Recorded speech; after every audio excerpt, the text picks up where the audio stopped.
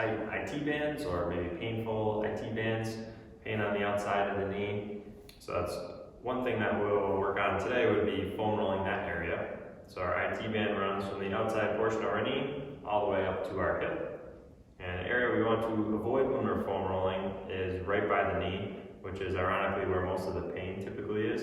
But we have a fat pad there. The fat pad's job is reducing friction, but it's pretty highly innervated, so there's a lot of little nerve endings in there.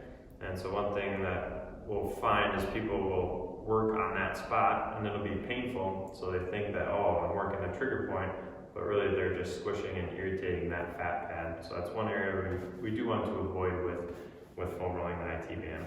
So I have Charity in a side plank position. She's going to protect her shoulder a little bit, so she's going to maintain stability there. And she'll start by working her way up and down the IT band, stopping just shy of the knee. And as she's going, she might find a tender spot. She'll stop for about 7 to 10 seconds there.